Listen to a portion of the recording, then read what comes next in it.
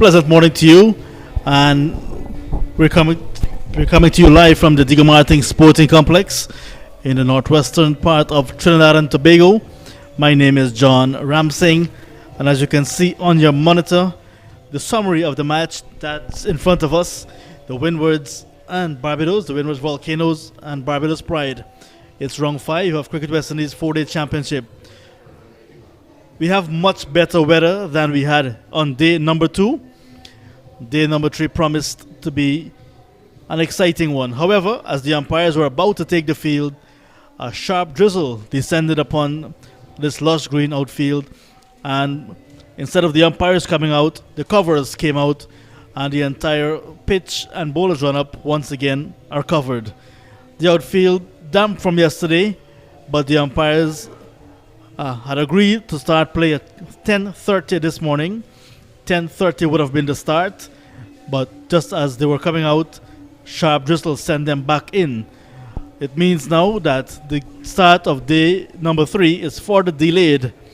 And I tell you what, it has been a cat and mouse situation since arriving at the venue quite early this morning, because there was an inspection at around 9 o'clock, and the umpires felt because there was a wet spot, there were 2 wet spots in fact on the pitch, they wanted it to dry out. The sun was extremely hot at that time, and at 9:30, the second inspection, the umpires thought it best to allow the 2 spots some more time to dry out. The sun was still good. At around 10 o'clock, the umpires met with the captains of both teams, Kavim Hodge of the Windward Islands Volcanoes and Craig Brathwaite of the Barbados Pride. At that time, they had agreed to start at 10:30 because the spots were dried, and they had revised the conditions for the day. However, with the rains coming again, this is a further setback. Not sure what's happening at the other venue, where second place, the Leeward Islands Hurricanes, are set to continue their battle with the Jamaica Scorpions. But at the Queen's Park Oval in Port of Spain, action has begun on day number 3, with Guyana Harpy Eagles replying to the Trinidad and Tobago Red Force. So, with local knowledge, there's Visham Lalman, who has been here earlier than I was, and he can tell us a little bit more. Plus, he's eyeing the clouds that are building up to the north. So, hello, Visham. Tell me, what do you know about the weather today? Well, good morning, John. Good morning to all the viewers. And it's not so good news at the moment. And the clouds, they're hovering across those mountains on the eastern side of the ground, which is never a good sign. So it looks as though we are in for a long break. The rain, though, has disappeared. But if those clouds continue to hover there, we could have rain coming in once more. So let's hope that does not happen, and we have cricket shortly. Any update from Brian Lara Cricket Academy down south? Well, the last time I was speaking to Mr. Ramphal, the stumps had been put up. There were also some wet spots down there on the track, but I'm not too sure what's happening at the moment. And the next update, though, we'll give you some information on that. All right, so there you have it, Visham Lalman with local knowledge, telling us exactly what is expected and what are possible. So, he's back. Well, Mr. Ramphal just messaged me, and he said that only 4 balls were possible at the Brian Lara Cricket Academy after a 10:30 a.m. start. So rains have came down there at the academy once more. All right, so rains, 2 of the 3 venues, and as it is now, it stopped raining at Diego Martin Sporting Complex, but on your monitor you can see behind the summary card that it's raining in the mountains to the east, and that is the direction the rains are coming from here in the basin of the Diego Martin Sporting Complex. Really, this is the Diego Martin area, and we're surrounded by mountains, and if you look further to the south, you cannot see it on your monitor. It's really clear, it's sunny on that side, but the affected areas that we're looking at, it's more east and northeast, and those areas are not looking encouraging. All right, so we'll be back with another update, maybe in another 20 minutes, because by then we're hoping that the umpires can have the ground staff remove the covers, and we can have some action shortly. All right, so the game was set up nicely with the Pride trailing by 94 runs, going to bed on day number 1, 109 for 1, in response to 203 all out made by the Volcanoes on day number one. And we were expecting a fast game because the Pride will be pushing for an outright win for maximum points to secure their second consecutive 4-day title and have the Headley Weeks trophy go back to Bridgetown, Barbados. So we'll be back in a few minutes with another update. Do join us and please pray for the rains to stay away.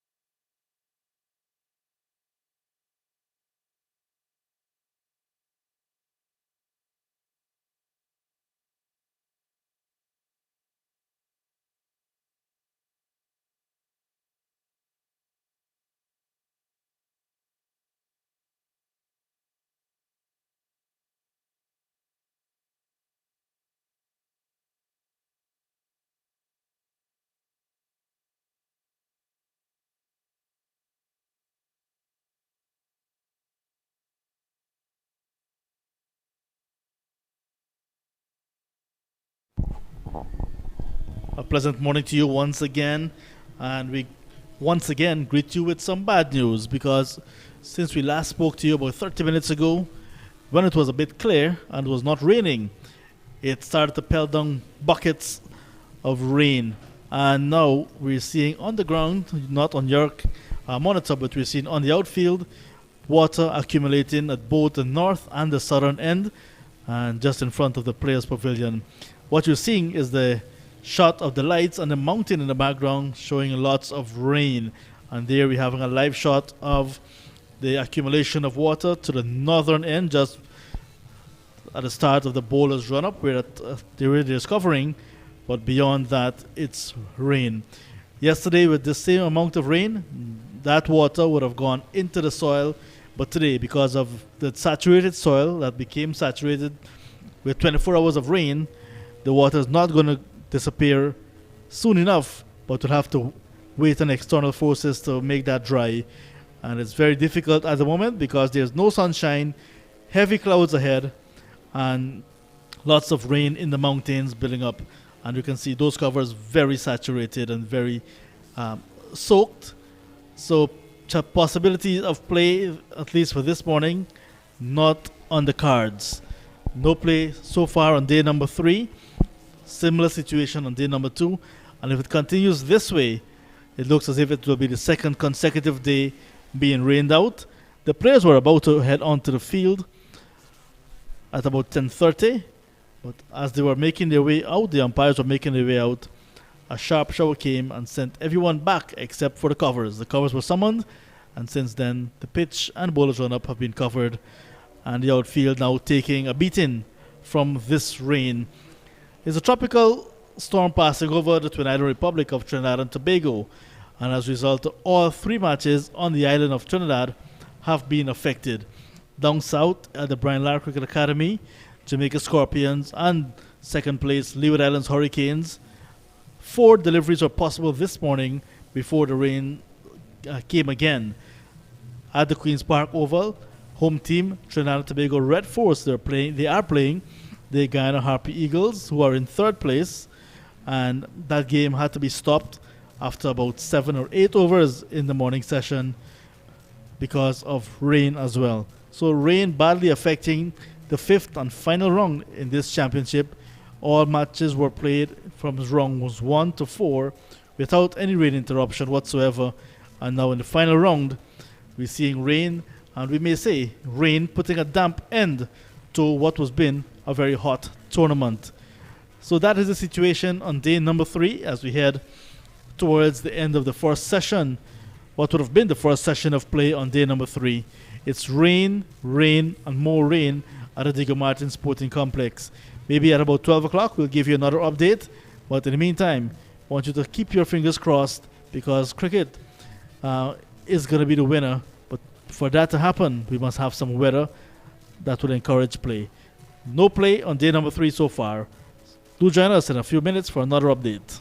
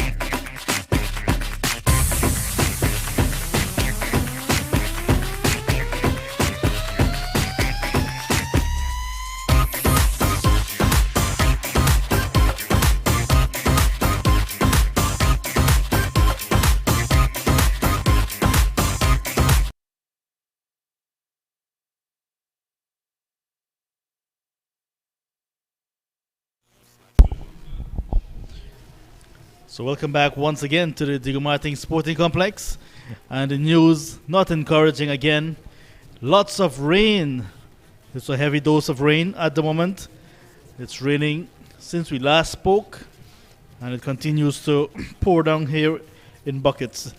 Just about 21 minutes after 12, 21 minutes into the scheduled luncheon interval. And there we see lots of rain pouring down. Covers are still on, and look at the amount of water accumulating on the northern end of the ground.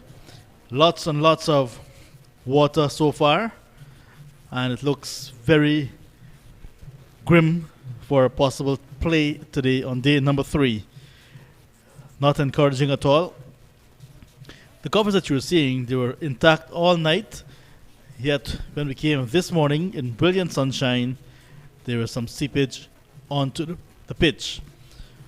So with the same covers back on, chances are there may be another seepage. We're hoping not, but we're hoping for some sunshine and lots of it, because the ground, like I said, is already saturated from the rains yesterday all day and overnight again. So you can maybe see some ducks in a few hours coming out to play rather than cricketers. It's very wet at the Diego Martin Sporting Complex. And haven't seen the umpires because they're indoors. Some of the players that were in their white uniforms and their white playing kits, they have now changed and they're in their regular traveling kits. So lots of rain, as you can see, to the east of the Diego Martin Sporting Complex. And you look skywards now. There is a mountain somewhere behind there, but lots of rain at the moment, and we cannot see too far beyond this outfield. So that's the situation at the Diego Martin Sporting Complex, where the 5th round match between Barbados Pride and the Windward Islands Volcanoes has been halted due to rain on day number 2 and number 3.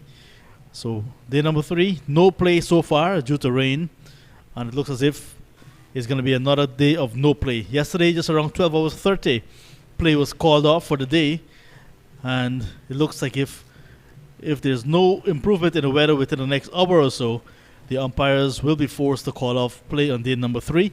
But that's just my personal view, and we have to wait and see.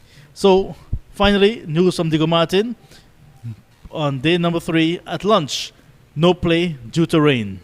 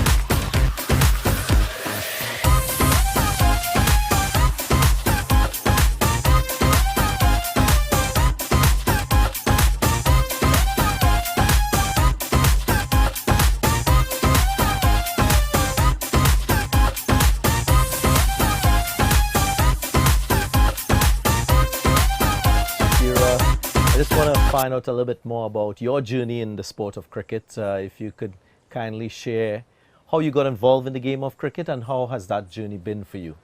I grew up in a neighborhood filled with boys. So if I wanted to play anything, I had to play whatever the boys were playing. So I played cricket when I was young, I played football, anything the boys were doing. But my uncle was very heavily involved in cricket. He played club cricket, and I remember always going to his games. And I just grew a love for cricket from a very young age. Ended up playing in primary school. I played secondary school under Roddy Eswick, actually. We played about 2 games. We had a girls' team, and we were only able to play about 2 games, but I was still able to train with him and never looked back from there. You mentioned your uncle, you mentioned Roddy Eswick. Who would you say was your inspiration at that time when you just started this great game of cricket? I'd have to say my uncle. He did encourage me. He always took me to his games. And yeah, like I said, that's where I really grew my love for the game. There was also a guy in my neighborhood who helped me a lot. He perhaps taught me how to bowl. So I owe a lot to him as well. Now, beyond the formative years, you debuted for the West Indies in 2008. How was that experience achieving and accomplishing your childhood dream of playing for the West Indies? Oh, I was very excited. I never actually thought there was a chance of me playing for West Indies. But then we had to form a Barbados team simply to allow Pamela Levine to be able to qualify to play for West Indies. I think that was sometime back in 2005 for that World Cup. And when I got the call in 2008, I remember how excited I was, and I was a huge fan of Dwayne Bravo. I wrote 47 on everything. I have 47 on all of my shirts. When I got my shirts, before I got the playing shirt, the playing jersey, I wrote 47 on all of my training clothes, and inside it, hoping that I would become 47. Unfortunately, I got number 4. I mean, I've grown to love the number 4 now, and perhaps that's why I like Shea Holt so much. But yeah, I remember how excited I was back then. I was only 16. Well, Dwayne will be happy, even Shea Hope will be happy that you took some element of their numbers into your own game. In terms of great memories on the field of play, you had 5 for 15 against New Zealand. Care to share your top 3 memories, whether it's performances or experiences on the field of play? Personally, that was perhaps my greatest achievement. Obviously, New Zealand, one of the top ranked teams. And in that 5-wicket haul, I got some of their top batters. I remember I was only getting about 2 wickets a game, and someone spoke to me and said people don't remember 2 wickets. And I remember going into the game quite upset because I thought I had defended a total, I think I defended about 7 in an over to help the team win the game, the previous game. And it still seemed as though that wasn't enough. And I went into that game pretty upset, but it worked for me. And I was really happy to get 5 wickets against a top team. I also got 4 wickets on that first tour, 4 wickets in the game against Ireland. It was just Holland, but I was really excited because it was my first tour for West Indies. And that's another really good achievement. And of course, that 2016 World Cup, which we won. That was perhaps the highlight of my career, even though I was injured and I wasn't able to play. Just being a part of that squad and seeing how much the girls really give in that World Cup, it meant so much for us to finally win a World Championship. You mentioned that World Cup, which is probably the highest point that the women's game has achieved so far. Care to tell me a little bit about how you view the women's game in your journey? And we'll talk about beyond later on. We have grown. I remember when we first started, it wasn't the slight bit professional. Many of the girls didn't know about proper training. Many of the girls weren't exposed to coaches. They didn't have access to coaches or proper facilities. Since then, I can safely say that, at least in Barbados for sure, we have access to Kensington Oval and we can work with the coaches there. I'm sure the same thing happens around the other Caribbean countries. So it has grown, and we've had a lot more camps since that 2016 World Cup.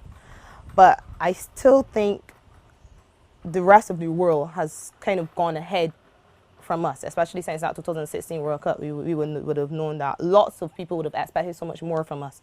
And since that, we've only been able to make the semi-final in 2018 here in the Caribbean, but we haven't been consistent. So a lot still has to be done, but I suppose it has a lot to do with the resources that Cricket West Indies has. Right, you've spoken and touched on some of the things that are required for West Indies women's cricket to sustain the dizzy heights that we saw in 2016. If you were in charge, what would you do looking beyond March 2021 for the game in the Caribbean? Well, I was fortunate to actually coach when I was in Barbados, and I was a part of our national sports council there. And before I finished, I actually suggested that perhaps they could start a softball women's tournament. I think that's the way to get girls comfortable playing the sport. I've seen how it's worked in Trinidad again. I'm sorry I have to use Trinidad all the time. And but you're advocating that regionally? Regionally, yes. It has worked for Trinidad, but obviously we need to see the development in other countries. So I'm thinking perhaps we can try that and find a way to get it in schools. I know some teams have advocated for at least one female player on the male teams, but perhaps we have to go beyond that. It's the only way we're going to get better. Let's shift a little bit of focus back to you personally. You started in the commentary box in that CG Insurance Super 50 competition 2021, and it has rolled over into the international series with the West Indies and Sri Lanka. How has that experience been for you? Oh, I thoroughly enjoyed it. I obviously completed a course where you were one of my instructors along with Alan Wilkins, and that helped me a lot. I've always been one to be looking at my career after cricket. I've been plagued by injury a lot, so I have no idea when my career is going to suddenly end. So in planning for that, I was always open to any opportunity to perhaps continue to be involved in women's cricket. Like I said, I've coached before, but the commentary stint, it was really enjoyable, especially working alongside you, Samuel, and Ian Bishop. I've looked up to him for a very long time. And I was actually very nervous when I saw him in the gym a day. I remember walking up to the gym and seeing someone on the cycle, and I was really hoping it was Roddy. When I got in and saw it was Bish. I was like, oh my gosh. I felt like a groupie. But yeah, it was really good. Yeah, and just on that same, experience that you've had in commentary, is the game different from sitting in a commentary box as against being out there on the field?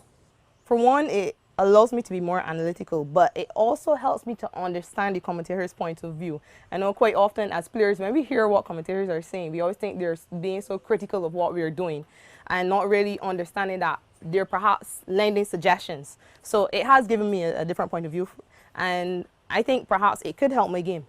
So Shakera, just closing thoughts. You've just seen the men's team win in the T20 International Series and in the 50 overs series against Sri Lanka. How would you describe what you've seen from the men's team?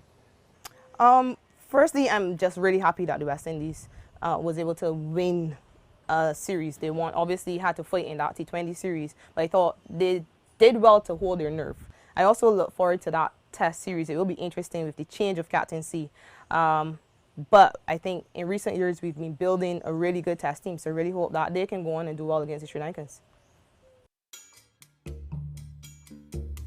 Brav, thanks for joining us. Lovely to chat with you as always. First of all, settle into Antigua nicely? Yeah, finally I'm here. It's been a while since I come to Antigua. It's always good to come here. Every island actually, but Antigua is always nice. You're here mentoring some of the young players from all the regions. Are you looking forward to that? Yeah, I'm looking forward to it. Thanks to CWI for giving me the opportunity to be involved in West Indies cricket again. West Indies cricket is very close to my heart. It's important for seniors like myself, for us to give back our knowledge and pass on our experience to the younger players. The more we can do that, the better. But yeah, it's good to be around and being able to talk to different teams in the different islands. Take you back to 2002, 2003 when you started your list A career. Would you have thought you would have got to the heights you soared to, World Cup winner, etc., etc.? No, I never envisioned it. Obviously, I keep saying if someone said that to me 20 years ago, this is what your career going to look like, I would say no chance. Brian Lara is my hero, and I remember saying to my parents that I wanted to be the next Lara. I never thought that would have been possible because, one, I'm a right-hander. But yeah, cricket is every kid's dream in the Caribbean. It's the only team that unify us as a people, as a Caribbean people. So to represent the West Indies team is when you feel like, yeah, you really make it as a professional cricketer. And then I'm happy with my achievements. Obviously, there can be times where I think that I could have achieved more. And then it could have been on the flip side where it could have been worse. So I'm happy. What about playing for TNT? We see the guys on the beach here. They seem like the best bunch of friends. Is there a real unity within TNT cricket going back to when you were playing? Someone who has to take a lot of credit for this bunch of guys is Darren Ganga. He was our senior player. He was our captain. He laid a foundation that no matter who come and take over and represent Trinidad and Tobago, there's a certain structure and a certain standard you have to follow. So there's no jealousy, there's no envy. All about trying to win cricket games for our country, and we pride ourselves on being the best white ball cricketing team in the region, and that's our motive.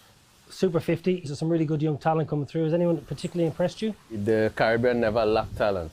We all have talent, everyone have talent. But it's your attitude to enhance that talent is what will make the difference. And as a player myself, I believe that to be a cricketer is one thing, but you have to have that self-pride. So as a mentor, is it more what you do off the park with the players as opposed to preparation and the mindset as opposed to technical? Yeah, because players at a first-class level, they don't want to interfere with the game too much, especially the technique. But I'm a strong believer in a mind game. If you can understand the game, read the game, it will also help you technically. Pollard and Dwayne Bravo. Yeah, Dwayne Bravo here, giving his guidance on some of the young bowlers coming through, which will be wonderful. For me, I just want to speak to bowlers, get to find out about their thinking, how they go about when they're under pressure, hear what they've come up with, and then maybe I could add some stuff. But technical-wise, I can't tell someone whether to bowl side down or I'm not going to do that.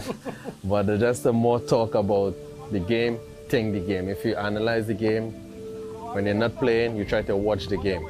So those things is all part of learning and developing. Brilliant. Ross, you're a top man. Thank you. Thank you.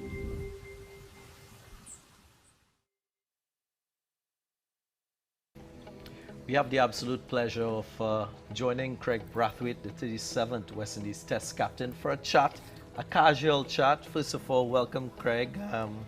We know of your exploit on the field of play. We want to get into your mind and to understand Craig Brathwaite properly. How would you describe and define your personality?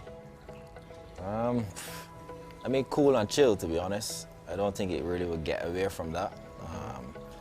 Pretty much the same, on the field and off, to be honest. Now, in terms of your growing up in Barbados, it's well documented what you've achieved on the field of play, but who would you say are your greatest influences in terms of getting you involved in cricket and shaping you as a person? Well, first I would say my dad. From a young age, watched him play cricket, and obviously he inspired me to want to play. And obviously he always encouraged me in terms of doing schoolwork, and because any day, cricket obviously is to a certain age. So for sure he was, one of the main, influential people. And my grandparents, they were always there for me. And to be honest, like my aunts and uncles, they support me a lot cricket-wise. They're all the games in Barbados, so that helped a lot. From primary school coming up, having that support, was pretty good. You've taken on the role as captain for the West Indies in Test match cricket. Yeah. When you were offered that role, were you scared? What are your emotions like? I won't say I was scared. I think I played, over 60, Test matches and a lot of first-class games, and went through a lot of different experiences, saw a lot of different stuff. So I think I was pretty much looking forward to it. I know it wouldn't be an easy role, but I just think the different experiences I went through, seeing situations of games, I learned a lot from them, and I think I'm in a very good, I won't say the perfect position, but I think I'm in a very good position, to do well, as a leader. Well, you look quite relaxed. I mean, you've taken on the role as captain, you're in very good form as a batsman. Apart from the environment around cricket, what do you do for relaxation? How do you relax? Well, I love horses, thoroughbred race horses. So pretty much when I'm home, I'll be at the garrison, you know, watching them exercise on mornings. And then I have some mirrors, you know, by my house that, you know, just go there and relax. I'm pretty much, obviously friends, you know, you know, obviously would chill a lot with friends. But, you know, I love horses, so that would take my mind away. Tell us, I mean, why horses? What got you into that love and admiration for horses? Well, my father, again, because he used to go horse racing, so he used to take me. And I actually wanted to be a jockey, you know, to be honest. I have a friend who used to, you know, we used to ramble every Saturday, Kyle Carter. You know, he's currently a jockey now. But then obviously cricket took over when I was like 10 years old, playing on Saturdays, so I couldn't go to races anymore. And then, you know, cricket took over. But my father used to take me every Saturday, and I mean, just seeing a horse run and hearing the paw and stuff is amazing. So it's pretty much from my father taking me is where I would have got, you know, the love for the sport. Right. So we're now getting into Craig Brathwaite. You mentioned earlier that a lot about captaincy has to do with off the field and things that you do off the field. Well, I heard from good sources that there was an instance in England that you bought a remote control mouse and you scared all your teammates. Yeah. Are you a bit of a prankster? Well, yeah. I mean, up to yesterday, I was in my room, so I had some like pops like being thrown on my ground. So I was jumping a lot of guys. They didn't know who was throwing it. You know, so yeah. I mean, I like a lot of foolishness. I have a mask here that I bought from England that I pretty much looked. What type of mask it is? Tell me, is it Dracula or? Yeah, it's something down that line. Like he has one eye though, but so we're gonna use that on some of the guys probably at night time sometime. Right. But yeah, I mean, I like a lot of foolishness to be honest. Oh God, it's a different side of Craig Brathwaite. Yeah, for sure, no doubts. So, let's get a little bit into your preparation for international cricket. Morning of a test match, what's Craig Brathwaite actively doing? Maybe when you get this close, you know, for me, it's not about like, you know, the work and the amount. For me, just to get my mind in the right place. So I do a lot of visualization. So like day before especially, and then like during the match, like every morning I will pretty much, you know, go on the pitch and visualize things that I would like to do, you know, as a plan, you know, for different bowlers. So, you know, when I go there and obviously visualize different stuff, pretty much want to take that into the game. Because, I mean, test cricket, especially opening, is just mental, you know, toughness, you know, feeling for long periods and back, facing new ball, you know. So 5 overs at the end of a day. It's just mentally tough. So, yeah, just for me, just visualize, you know, different stuff I want to do, you know, in different situations and times of the game. Final question. You eyeing up a long home series. You have South Africa before you, then Pakistan will come here for test matches. A pulse as to where the West Indies team is at for those challenges? I think we're in a good place. I think preparation was good once again, you know, for this series. And, you know, for me, it's all about just like attitude. You know, test cricket, whether for bowler or batsman, you know, it's never easy.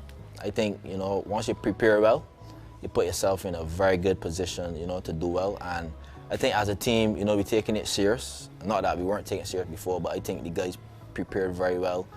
You see some guys in the nets, you know, doing different stuff, which is good, you know. So I think once we continue to do things like that, you know, and preparing well and having the right attitude at practice, you know, not that in the game you will have your attitude, but I think it starts at practice, you know, and you take that into the game, you know, whether you imagine you're facing whoever you're going to come up against or a spinner or whatever it may be.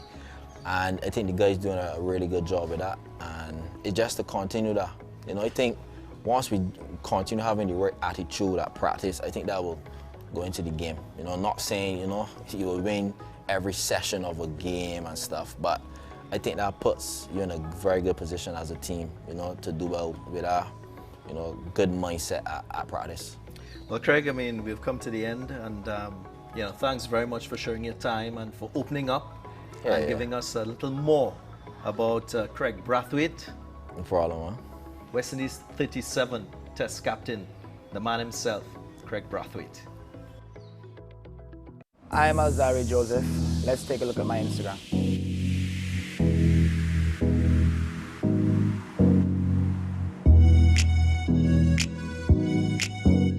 This photo was taken in Trinidad 2014, where the West Indies under-19 participated in the regional Super 50.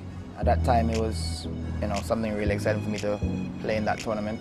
That was my first time playing in the Super 50. At the time, it was Maya, Shandapal, Shamar Springer. I think at the time we had Amir Django as well. It was basically a group that's been training together for a number of years leading up to the World Cup. Unfortunately, in a training session after the first game, I had a slight side strain that didn't really allow me to play the rest matches, but through rain, there wasn't really much matches being played after that. Australia came to Antigua for a training camp before the series against West Indies, and I got a chance to bowl to quite a few guys that are really special players, but he's one of them that I always looked up to as a player. So it was really, a good opportunity for me to get a chance to bowl at him and see where I was at as a player at that time. My West Indian heroes growing up were people like Kimar Roach, obviously my coach and mentor, Winston Benjamin. So, those guys were basically the two I looked up to.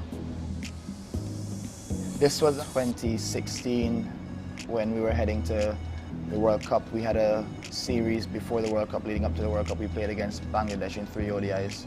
Slightly different haircut, a lot more hair at the time. Again, a lot of excitement, just being able to go to Bangladesh and represent the West Indies. At the time, we didn't really see it as a job or a career. It was just about having fun and representing the West Indies. This was a long time ago. It's one of my first tattoos. It's my mom's name. I got that just after finishing high school. It's just been there for a while. It's something really significant to me. Clean him up.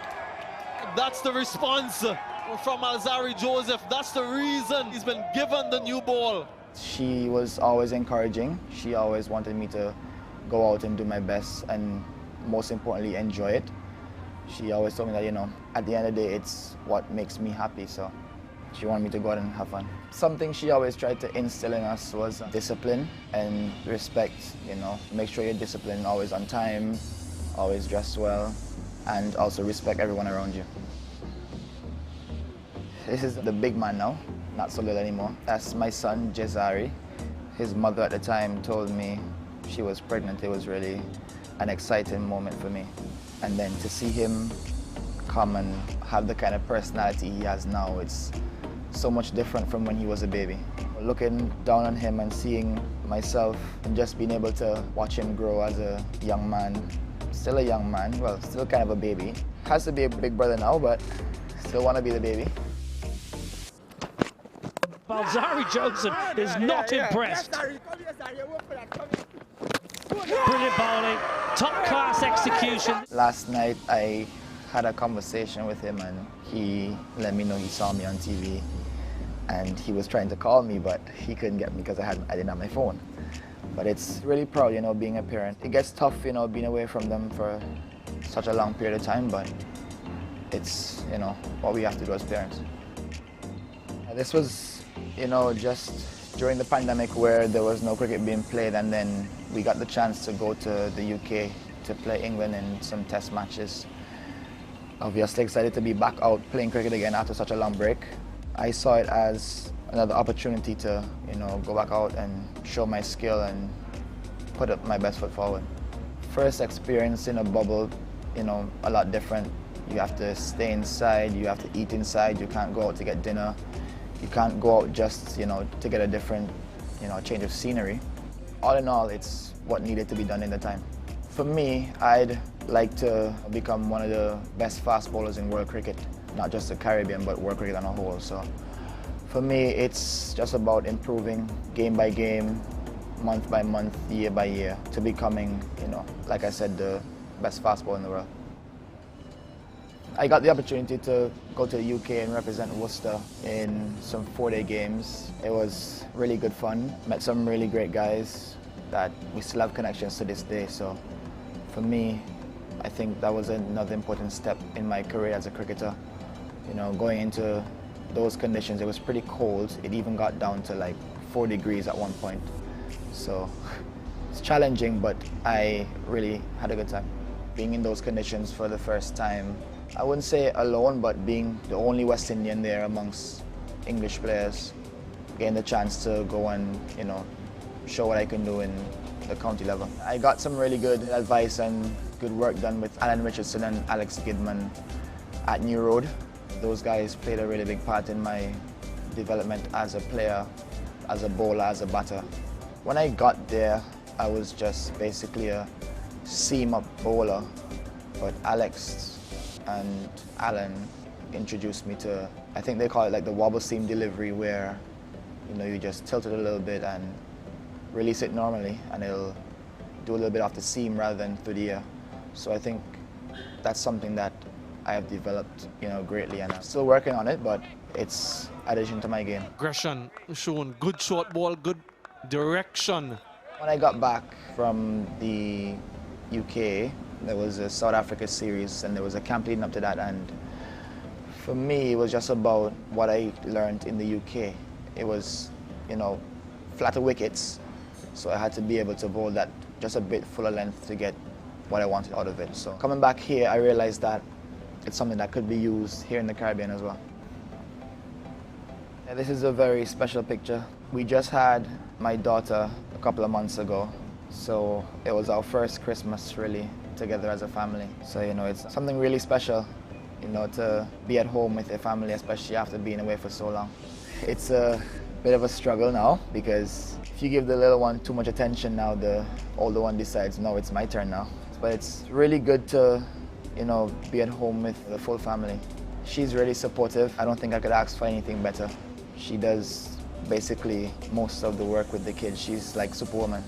She's basically the backbone of our family. So, you know, she plays a really big role in keeping us together. The good thing about that is she doesn't really know much about cricket, so there's not much cricket talk going on. Yeah, I think that's, you know, it's really important that I have her around.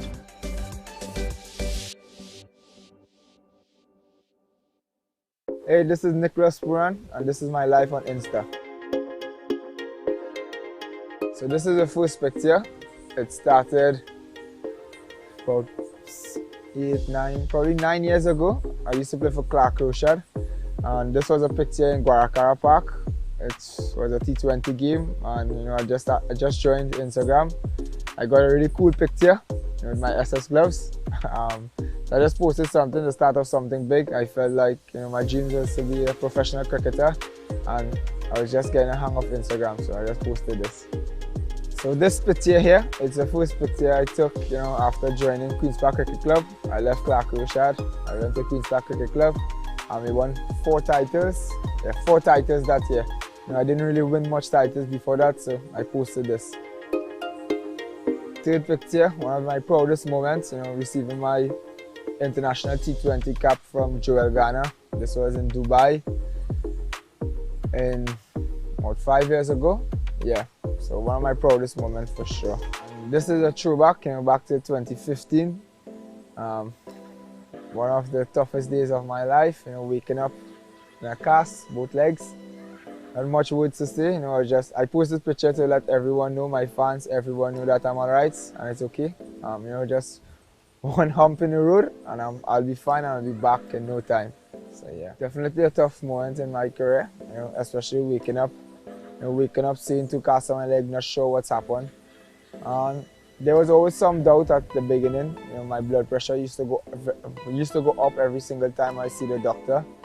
You know, but I had faith and I had belief. I never once gave up in my dream of being a professional cricketer and achieving my goals.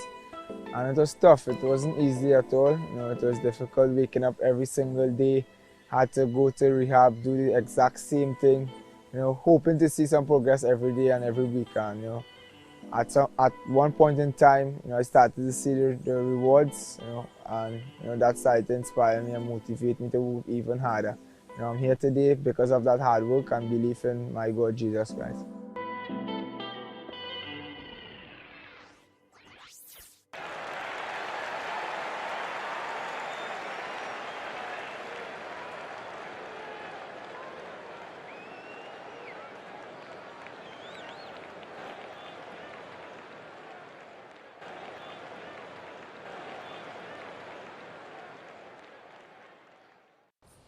Shakera, I just want to find out a little bit more about your journey in the sport of cricket. If you could kindly share how you got involved in the game of cricket and how has that journey been for you?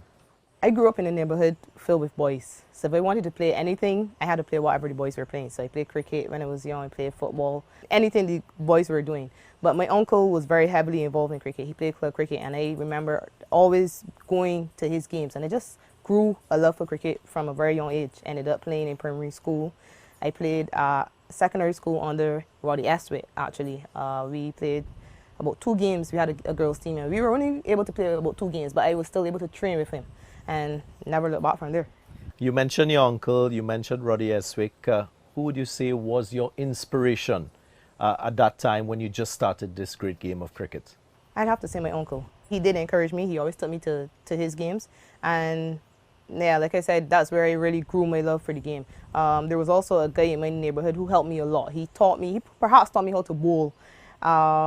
So I owe a lot to him as well. Now, beyond the formative years, you debuted for the West Indies in 2008. How was that experience achieving and accomplishing your childhood dream of playing for the West Indies? Oh, I was very excited. I never actually thought there was a chance of me playing for West Indies. But then we had to form a Barbados team simply to allow Pamela Levine to be able to qualify to play for West Indies. I think that was sometime back in 2005 for that World Cup. And when I got the call in 2008, I remember how excited I was, and I was a huge fan of Dwayne Bravo. I wrote 47 on everything. I have 47 on all of my shirts. When I got my shirts, before I got the playing shirt, the playing jersey, I wrote 47 on all of my training clothes and inside the hat, hoping that I would become 47. Unfortunately, I got number 4. I mean, I've grown to love the number 4 now, and perhaps that's why I like Shea Holt so much. But yeah, I remember how excited I was back then. I was only 16. Well, Dwayne will be happy. Well, hi there once again, and we greet you with some encouraging news this time from the Diego Martin Sporting Complex that the rain has stopped and the ground staff have begun their mopping up process. I tell you what, from the looks of it, it will be an uphill task. Some more rains developing in the clouds, and in the east, northeast, where the rain generally comes from at the Diego Martin Sporting Complex. As the ground staff were making their way out to the middle, we saw splashes as every time they make a footstep. The boundary, I can tell you what, to the northern end, just in front of the sight screen, is totally flooded, and many parts of the outfield already saturated with visible puddles of water.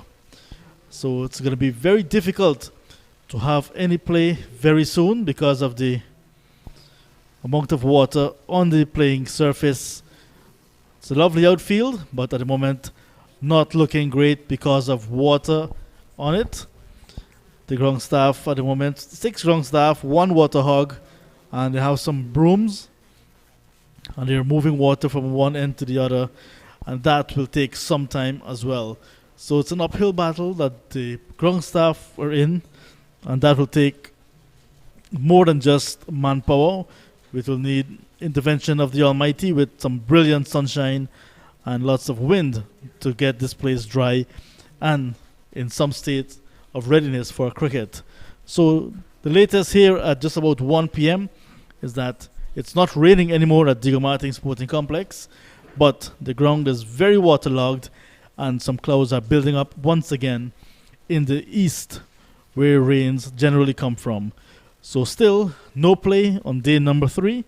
It's been a cat and mouse situation like this, and the forecast is saying rain for the rest of the day.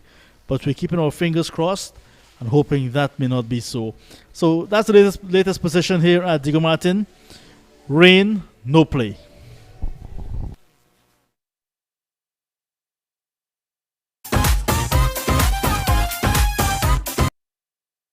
Even Shehoop will be happy that you took some element of their numbers into your own game. In terms of great memories on the field of play, you had 5 for 15 against New Zealand. Care to share your top 3 memories, whether it's performances or experiences on the field of play? Personally, that was perhaps my greatest achievement. Obviously, New Zealand, one of the top ranked teams, and in that 5 wicket haul, I got some of their top batters. I remember I was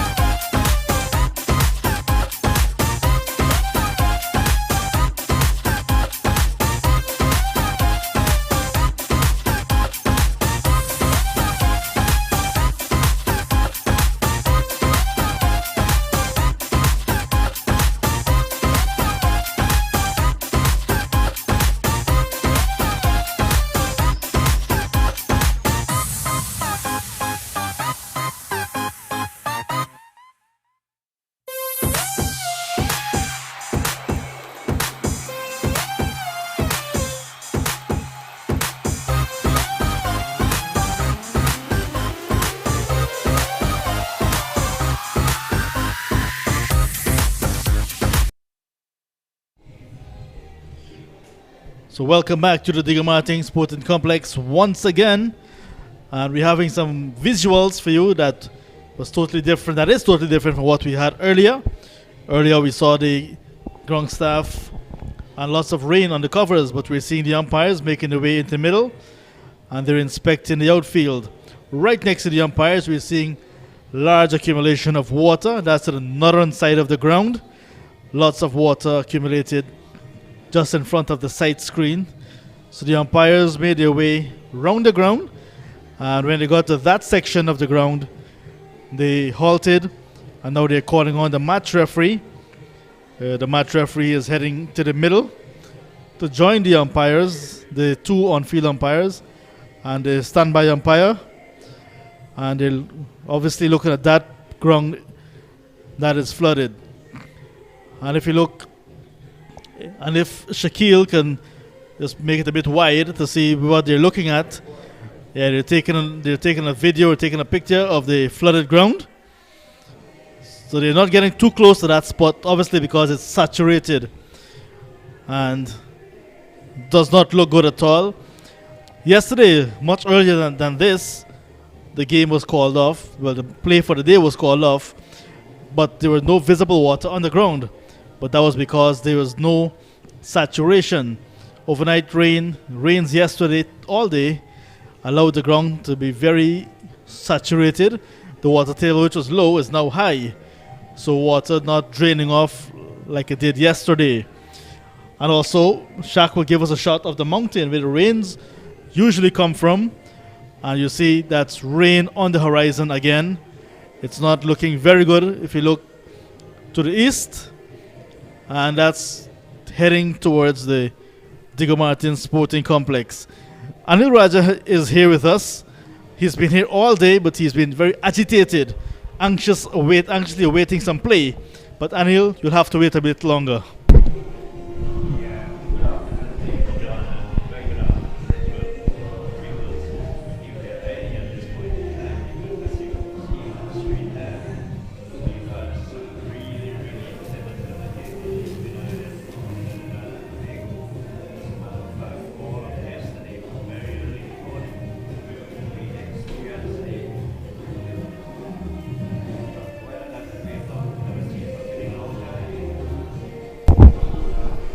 Yeah, we experienced weather that we have not seen for a pretty long time. We had a tropical depression all of yesterday and part of last night, and the forecast was that it would continue today, and it has. We started off pretty nice with some lovely sunshine, and we thought that we were going to have some play. As a matter of fact, when we reached here, the outfield was very dry and the wicket was in good condition. And just at that point when play was about to begin, we had some heavy downpours, and that has not stopped. So it looks pretty glum at this time. So we just have to keep our fingers crossed whether we're going to get play today. It would be pretty difficult because, as John mentioned, the ground itself is pretty saturated. All right, so there you have it. Anil Raja telling you what you're seeing. Rain on the horizon, and it's not weather for cricket. Both teams are still here. The umpires are still here. Nothing has been called off officially. And, of course, no start time has been given as yet. So it means that they will have to await the ground to be handed over to the umpires, and that will take some time because it's very waterlogged. The 6 ground staff with 1 water hog and 3 brooms, they're having a hell of a time in the middle trying to get the water off of the covers, to remove the covers first of all, and then they'll have to look at the outfield. So while the covers are on, it means that most of, if not all of the wicket will be protected and the bowlers run up. But to get that water off is obviously taking some time, and it's now almost 1:30 local time. Play scheduled to go until 5:30 p.m. So it's not only that they're racing against the clock, but they're racing against the weather, which is very much on its way again, the rain. So that's the latest position for you here at the Digger Martin Sporting Complex. The umpires, when they get off the field with the match referee, will have the official word and we'll give you that information. So until then, bye-bye.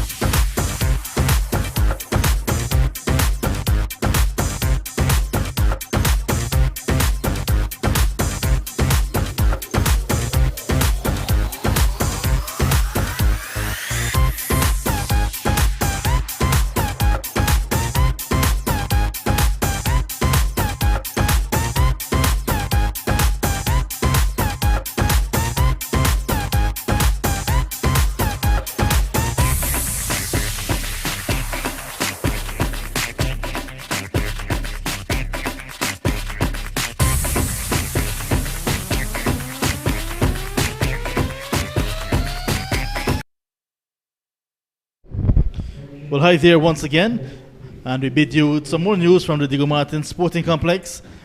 We don't have live action for you on the field, but you can see that's beyond the boundaries. The trees are swaying. The wind has picked up here at Diego Martin Sporting Complex. It's raining as well, so the umpires, they have retracted to their rooms and said that they're going to have a look again at 2:30 p.m. 2:30 p.m. the next scheduled inspection by the umpires. Lots of rain at the moment, a heavy dose of breeze now, and that is what we're seeing for the very first time, this heavy breeze. So do remember, it's a tropical storm that is passing over Trinidad and Tobago.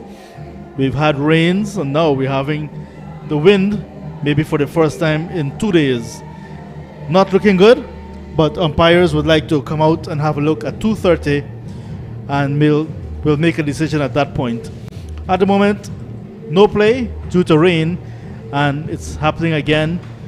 That shot you're seeing on your monitor, it's in the area where the rain generally come from, the east northeast, and that's very heavy. So it's also blowing the covers off of the bowler's run up. So the ground staff, they are summoned to reinforce those covers to ensure that water do not get under those covers. So the wind has picked up, it's raining, and earlier we saw the ground staff removing the surface water from the covers, but the rains came and they had to duplicate their walk back to the pavilion. So they're getting their day's pay, for sure, they're earning the day's pay, but not in the approved fashion, meaning not for cricket. It's a lot of mopping up, and that's going to take some time. So the latest, no play possible on day number 3 just yet because of rain. And the next scheduled inspection is at 2:30 p.m., which is in another 50 minutes from now. And that will be the second session of the day, most likely washed out. And I think at that time, this is just my opinion once again, when umpires come out at 2:30 and the ground is still saturated, they may call things off for the day. But for now, it's rain, no play in Diego Martin.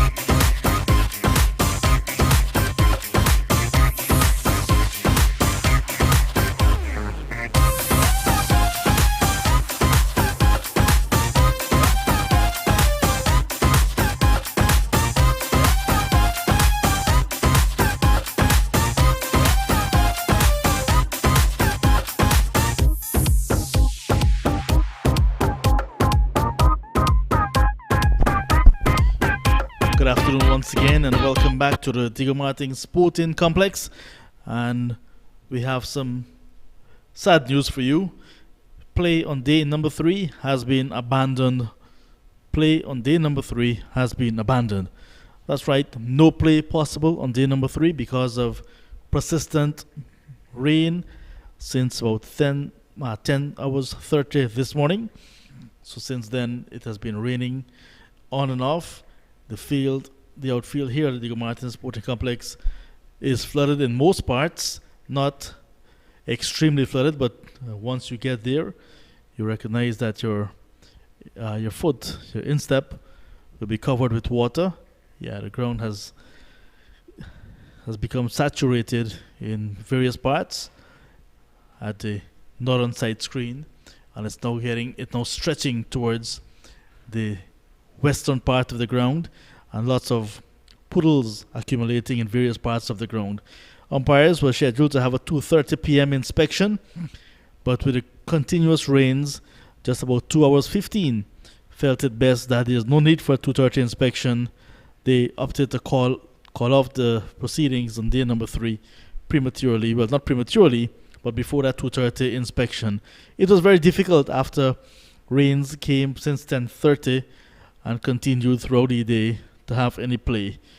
And this game is perhaps not only heading to a tame draw, heading in favor of Barbados Pride, retaining the title that they won in the abbreviated tournament in 2020 when the pandemic broke out for COVID-19. There you can see some birds making use of the puddles just at the northern end of the field.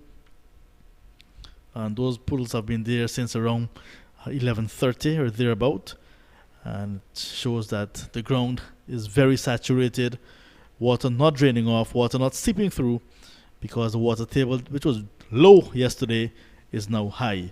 So the western part of the ground, it's actually, you can see more water accumulating on the western side as opposed to the eastern side, and because of that, it's dangerous to play any form of cricket right now. And as you can see, rains again.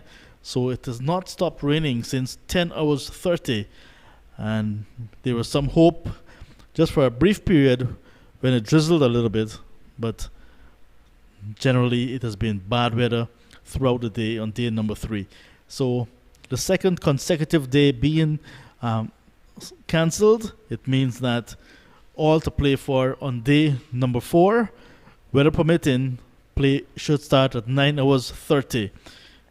If play starts at 9 hours 30, Barbados will resume their innings on 109 for 1, still trailing the Windward Islands Volcanoes by 94 runs.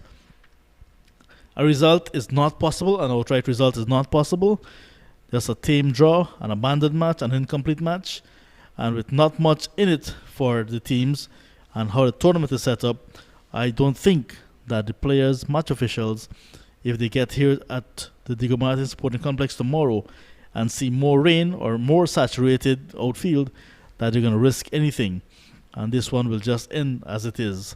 So it's not exactly the news you wanted. It's not what we wanted. And as you can see, the game was set up nicely for an exciting finish. The Windward Islands, 203 in their first innings, all out. And Barbados replying 109, a very strong reply, just 1 wicket down. The game is the final one for Devon Smith, 222 first-class matches, the most by any in the Caribbean, and he's saying goodbye to domestic first-class cricket finally at the age of 40. 222 games, and he was recognized for his sterling contribution to the game by the Windward Islands Cricket Association, the Windward Islands Cricket Board, and the Cricket West Indies. All right, so that's our position here today. So no play on day number 3, like day number 2. All to play for on day number 4, and the forecast is not encouraging. But once again, we're keeping our fingers crossed. Until tomorrow at 9 hours 30. For the last time today, my name is John Ramsing. On behalf of everyone, wishing you well for the rest of the evening.